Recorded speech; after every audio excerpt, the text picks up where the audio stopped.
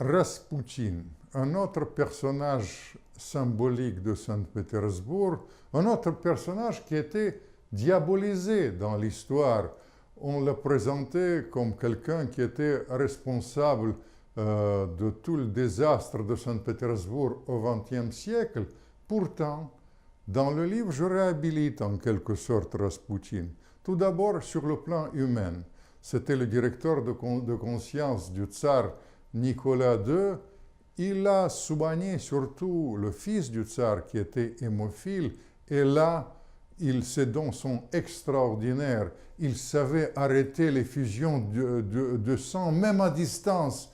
Et ça aurait pu signifier la mort de ce petit garçon. Mais au-delà du fils de tsar, Rasputin, et j'ai mené une enquête sur sa présence à Saint-Pétersbourg, il a soigné plein de pauvres, il a aidé les gens, et finalement, sur ce plan-là, il n'a tué personne, tandis qu'il y a exactement 100 ans, il était sauvagement tué d'ailleurs.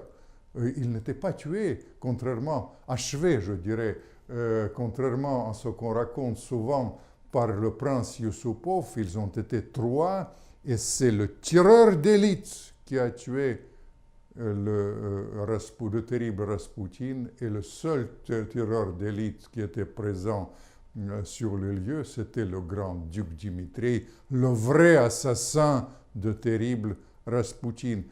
Puis j'étais diplomate de longues années.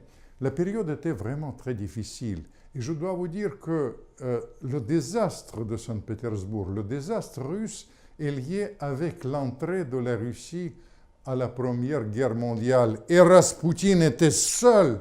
Je publie sa lettre étonnante au tsar au début de la guerre, en août 14.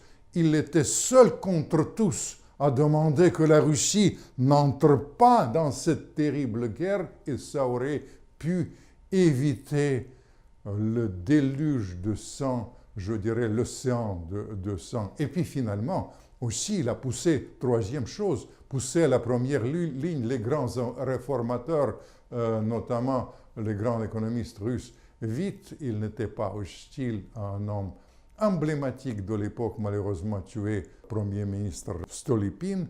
Tout cela nous prouve qu'il faut dédiaboliser Rasputin.